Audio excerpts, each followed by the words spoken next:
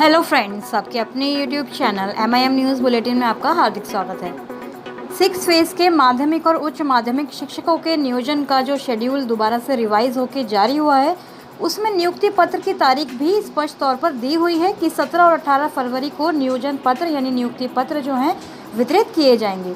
और जब से यह शेड्यूल जारी हुआ है तब से अभ्यर्थियों को खासा उम्मीद है, 6 फेज़ के हों या फिर 7 फेज़ के हो, सभी अभ्यर्थियों को ऐसी उम्मीद है कि उनकी नियुक्ति जो है अब 2022 में पूरी होने वाली है। 7 फेज़ के अभ्यर्थियों की बात करें तो सबसे पहले STD अभ्यर्थियों की बात आती है, जिसमें कि एक खबर से पहले आपको रूबरू कराएंगे। उसके बाद बताएंगे कि आज का दिन क्यों सभी शिक्षक अभ्यर्थियों के लिए काफ़ी महत्वपूर्ण साबित होने वाला है, ऐसा कौन सा पत्र शिक्षा विभाग के द्वारा जारी होने वाला है, इस पर भी चर्चा करेंगे। पहले एक खबर से आपको रूबरू कराते हैं जहाँ लिखा हुआ है कि STD 2019 माध्यमिक एवं +2 शेड्यूल की मांग। तो जैसा कि हम सब जान रहे हैं कि फरवरी तक 6 फेज़ की जो प्रक्रिया है वह समाप्त होने वाली है और मार्च महीने से ही यानी कि 2022 में मार्च महीने से ही 7 फेज़ का जो नोटिफिकेशन है वह कभी भी जारी किया जा सकता है। तो इस खबर में यह सब चीज़ें लिखी हुई हैं। मेरिट लिस्ट वाले अभ्यर्थियों की तरफ से जो यह खबर है, यह मांग है शेड्यूल की, वह की गई है। माध्यमिक में +2 शिक्षक बहाली के शेड्यूल में अब किसी प्रकार की बहानेबाजी को STD 2019 चयनित अभ्यर्थी स्वीकार नहीं करेंगे। चयनित अभ्यर्थियों ने की माने तो उन्होंने कहा कि सफल 30,675 शिक्षकों की नियुक्ति पत्र देने की तिथि की घोषणा के साथ ही रिक्तियों के विरुद्ध शिक्षक बहाली का शेड्यूल शीघ्र अतिशीघ्र जारी किया जाना चाहिए।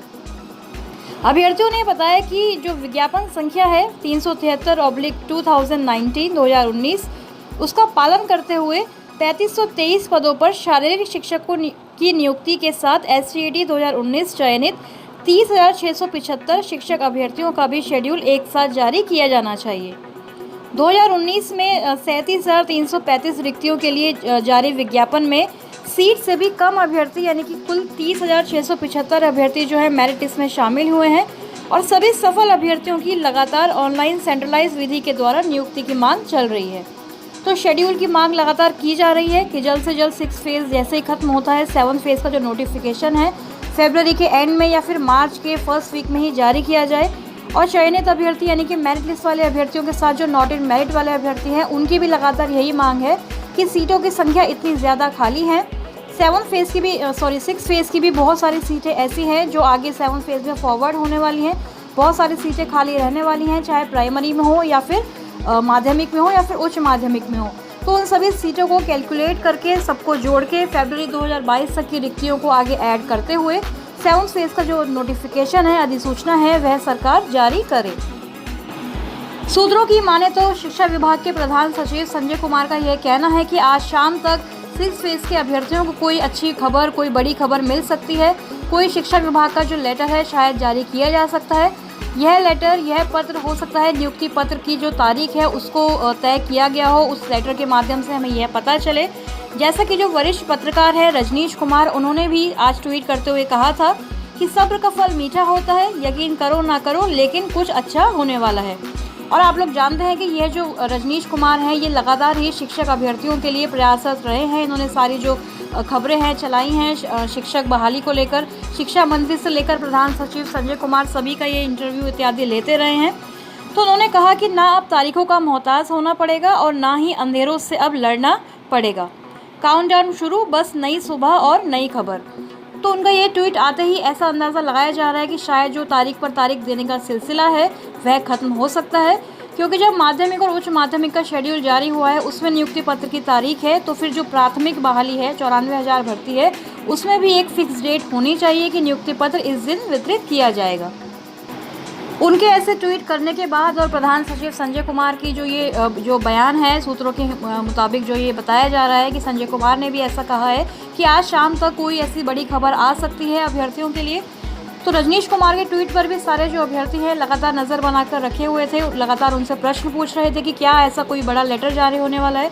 तो उन्होंने एक बार फिर से ट्वीट करते हुए ये जो पूरा आप देख रहे हैं अपने स्क्रीन पर पूरा पैसेज टाइप करा है, लिखा है, ट्वीट किया है, जिसमें उन्होंने कहा कि मैं अभ्यर्थियों की मनोदशा को अच्छी तरह समझ सकता हूँ कि एक एक दिन कैसे कट रहा होगा, लेकिन मेरा काम सूचना देना है और मैं यही कर रहा हूँ। क्योंकि जो मेन स्ट्रीम मीडिया है या फिर यूट्यूब सोशल मीडिया प्लेटफॉर्म है, उन सब का काम केवल इन्फॉर्मेशन को कन्वे करना, सूचना देना होता है। अंतिम जो फैसला है वह तो शिक्षा विभाग का ही होना है। तो उन्होंने ये सारी चीज़ें यहाँ पर क्लियर की हैं कि जब 14 से 22 दिसंबर की काउंसलिंग की तिथि जारी हुई थी तो उस परिदृश्य में उन्होंने 5 से 15 जनवरी तक नियुक्ति पत्र देने की बात कही थी, लेकिन क्योंकि उस वक्त विभाग में यही चल रहा था, अब काउंसलिंग की जो डेट है वह चेंज हो गई है, तो नियुक्ति की तिथि में भी थोड़ा बहुत चेंज होना लाजमी है। यह सारी बातें उन्होंने लिखी है। अब जो खबर है कि आज एक पत्र जारी होगा, लेकिन यह भी सच है कि शायद उस पत्र से आप ज़्यादा खुश नहीं होंगे, क्योंकि हो सकता है कि उसमें नियुक्ति पत्र की तारीख का पत्र ना हो, वह पत्र केवल जिलों के अधिकारियों को लक्ष्य देने के लिए दिया जाए कि निश्चित तारीख तक यानी फरवरी तक काम पूरा कर लें। बाकी शिक्षा विभाग है, वो भी बिहार सरकार का शिक्षा विभाग, तो वह सबकी समझ से बाहर है, इसलिए कोई और बयान मैं नहीं दे सकता। और मेरा यही कहना है कि मेरा वही कहना होता है जो शिक्षा विभाग द्वारा कहा जाता है। और एंड में उन्होंने लिखा कि बहाली तो होनी ही है, नियुक्ति पत्र भी मिलेगा। मंत्री जी यानी कि शिक्षा मंत्री ने भी कहा है कि फरवरी तक, मार्च तक नियुक्ति पत्र दे दिया जाएगा, लेकिन आज जो पत्र जारी होगा उससे पहले देख लेते हैं, हो सकता है कि शायद सभी अभ्यर्थियों के लिए कुछ अच्छा हो। तो फ्रेंड्स, आज काफ़ी उम्मीदें लगाई जा रही हैं कि कोई बड़ा पत्र शायद शिक्षा विभाग की तरफ से जारी हो सकता है। प्रधान सचिव हो, वरिष्ठ पत्रकार हो, सभी का यही कहना है कि शायद कोई अच्छा पत्र शिक्षा विभाग की तरफ से आज भी जारी होने वाला है। हो सकता है कि उसमें प्रारंभिक शिक्षकों की जो नियुक्ति पत्र देने की बात है उससे संबंधित वो पत्र हो, या फिर सभी जो जिला पदाधिकारी हैं उनको निर्देश देते हुए वह पत्र निकाला जाए कि इस तारीख तक सारी जो प्रक्रियाएं हैं वो पूरी कर लेनी है, क्योंकि सरकार भी अच्छी तरह से जानती है कि अप्रैल मई में उनके फिर से नगर निकाय के जो चुनाव हैं वह आने वाले हैं, और चुनाव से कुछ दिन पहले ही कोड ऑफ कंडक्ट यानी कि आचार संहिता लगा दी जाती है। तो सरकार फिर से इन सब चक्करों में नहीं पड़ना चाहती। हो सकता है कि वह जल्द से जल्द जो ये प्रक्रिया है 6 फेज़ की उसको क्लोज करना चाहती है, ताकि आगे की जो 7 फेज़ की बहाली है उसको आरंभ किया जा सके। एक अन्य खबर से आपको रूबरू कराते हैं, जहां लिखा है कि यूपी बिहार में शिक्षकों के 4 लाख पद खाली हैं। समग्र शिक्षा की PAB की बैठक में इन आंकड़ों का खुलासा हुआ है। तो हिंदी भाषी राज्य जो हैं मुख्यतः यूपी बिहार में ही आप लोग देख सकते हैं।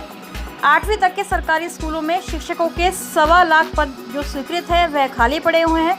इसमें भी 2/3 खाली पद सिर्फ 2 राज्य यानी यूपी और बिहार के हैं। तो देखिए, ये पद जो है सरकार द्वारा स्वीकृत भी किए गए हैं, लेकिन अभी तक जो है इन पर बहाली पूरी नहीं हो पाई है। उत्तर प्रदेश, यूपी की बात करें या फिर बिहार की, तो हम लोग डेली बात करते ही हैं। आप लोग देख ही रहे हैं कि किस तरह से बहाली जो है कितने लंबे समय से यहाँ पर चल रही है, लेकिन पद स्वीकृत होने के बाद भी शिक्षक बहाली को ये सरकार कंप्लीट नहीं कर पा रही है। कुछ नए व्यूअर्स, कुछ नए जो अभ्यर्थी हैं, जो शिक्षक अभ्यर्थी हमारे चैनल के माध्यम से न्यूज़ सुन रहे हैं, नए अभ्यर्थी जुड़े हैं, वह अक्सर यह प्रश्न पूछ रहे हैं कि क्या 7 फेज़ में प्राइमरी का नोटिफिकेशन आएगा, 1 to 5 और 6 to 8 के लिए अधिसूचना जारी होगी या नहीं। इसके अलावा सीटेट 2022 वालों को मौका मिलने वाला है। तो ये बात अच्छी तरह आप लोग समझ लें कि अगर सीटेट का रिजल्ट मार्च से पहले अगर प्रकाशित हो जाता है, यानी कि 7वें चरण की नोटिफिकेशन से पहले अगर सीटेट का रिजल्ट आता है और उसमें आप क्वालिफाई होते हैं, तो निश्चित तौर पर आपको 7 फेज़ में पार्टिसिपेट करने का मौका मिलने वाला है। तो अभी की यही सारी चीज़ें थी, यही बड़ी अपडेट्स थी। आगे कोई भी अगर नई खबर आएगी तो सबसे पहले उसको प्राप्त करने के लिए MIM न्यूज़ बुलेटिन को सब्सक्राइब करें एवं बेल आइकन प्रेस करना ना भूलें। अभी के लिए फ़िलहाल इतना ही। Thank you for watching.